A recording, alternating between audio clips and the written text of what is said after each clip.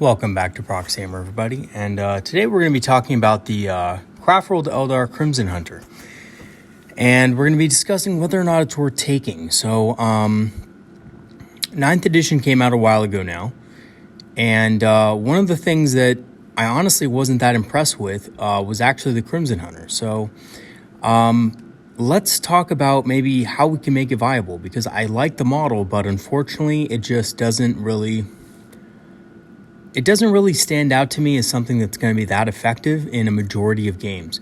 So basically the overview of this thing is it's generally considered within the community to be too expensive and too fragile to be effective. And the trade-off for this should be a lot of damage, right? But in the Crimson Hunter's case, it really doesn't do much damage, and it's actually out-traded by a lot of the other models in the Codex as far as damage goes. So if we look at its stat line, it has a pretty basic stat line, has massive movement like any other flyer, but basic toughness levels of a flyer, which to be honest isn't that tough. Toughness 6, 3+, 12 wounds is on the lighter side of flyers. When you look at, the flyers across 40k, it has a decent ballista skill, and unfortunately it doesn't have much higher than that. It's just 3+. But it does come with a pulse laser and star cannons. Now, I have a kind of an issue with star cannons because I think they're in an awkward place where they don't really perform well against Terminators and things like that. And they perform pretty good against mechs, but then so do shuriken cannons. So, I mean, star cannons are okay. I just don't think it's a great choice on the Crimson Hunter, who's designed to take out enemy flyers. So it's much better with Bright Lances, obviously, right? But the problem with Bright Lances is that they're 40 extra points. So they cost a lot of extra points. This would bring the cost up to 210 points, which is very expensive for a flyer, especially one that honestly doesn't have that much firepower to begin with. 2 Bright Lances and a Pulse Laser, to be honest with you, is not that scary when you're looking at something that costs 210 points. Now, it does have the Airborne, of course, like all flyers do. It can avoid combat with enemies without the fly keyword. Obviously, you're never going to be in combat with this thing. So this is a boon. This means that, regular units cannot assault you. They have to have the fly keyword to be able to do that. But of course, if they do have that fly keyword, then you're kind of in trouble. But to be honest, that's not likely to happen. It also is hard to hit, so it basically enemy attacks that target it are at -1 to hit. Now, here's the really special ability that it has, Sky Hunter. So this is the ability that, basically this is the reason you take it for, right? So you can add 1 to the hit roll, which effectively gives it a 2+ against enemy flyers. However, to be honest with you, it really doesn't quite give you that. Theoretically, it does give you a 2+, but a lot of enemy flyers also have hard to hit. So basically, you're going to be getting a 3+ against most enemy flyers. So that's okay, right? And you can reroll the attack to wound roll, which is nice. Basically gives you an extra chance to wound, which is good.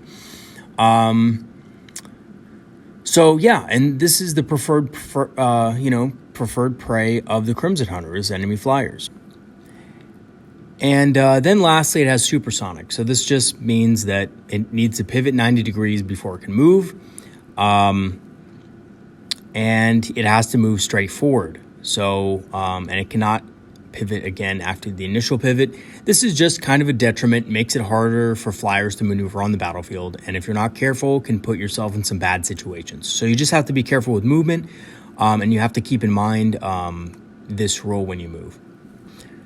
Now, the Crimson Hunter has 3 Exarch powers to choose from. Now, yes, it can become an Exarch.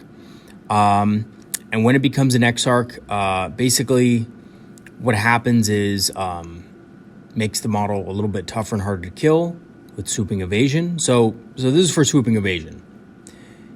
It gives it a 5+ invulnerable save. But usually this isn't enough to prevent its death. And Normally, it'd be a pretty good power, having an invulnerable save.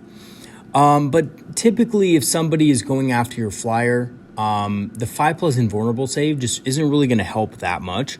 Now, I do like it in a way, because it can help the, Crimson Hunter survive and so forth. But it is a lot of points for something that's essentially just a 33% chance of saving you. And if somebody is really dedicated to taking it out, it's going to be taken out. Strafing run is a non-factor. Now, the reason why I say this is because it basically ignores the benefits of cover against any attack, but this is going to be with units probably that are on the ground. It should be targeting units with the fly special rule that are in the air. So that means enemy aircraft, monsters that can fly, things like that. So strafing run really isn't going to be that effective in most cases because those aren't the targets you're going to be going after. Now, this is the actually good power. Now, this is Eyes of Kane. Basically, each time it makes an attack, the target's an enemy that can fly. The attack automatically hits the target. This is pretty good, but in most cases, your Exarch is going to be hitting on a 2+ anyway due to Sky Hunter because he is an Exarch. He does get an extra ballistic skill, I believe. So he's going to be hitting on a 2+ with his Sky Hunter ability. So unless you're really prone to rolling ones and you just don't want to take that risk, it's not going to be that useful, especially since it's the most expensive Exarch power. This is going to put you up to 240 points for the unit. So that's almost as much as a Land Raider. So think about it. This thing is almost as much as a Land Raider and can't do nearly as much damage as a Land Raider, typically, and doesn't have a transport capacity. So I think if you're prone to rolling ones, it's good. It could help you out a lot, but in most cases, it's just not going to be that useful. Now, I don't know. I think in conclusion, it's really only good at killing enemy flyers. It's extremely specialized to kill those targets, but it's very expensive. When fully kitted out, it's 240 points. It's really hard to maneuver, and it's very easy to destroy it. And if somebody has a lot of high impact flyers in their army, they're going to see this thing and immediately take it out. And now, here's the thing with this Crimson Hunter. Like a lot of our units, it actually could be useful against the new Tyranid flyers, flying Hive Tyrants and things like that. I mean, most lists, especially recent competitive tournament lists for Tyranids, are running a flying Hive Tyrant.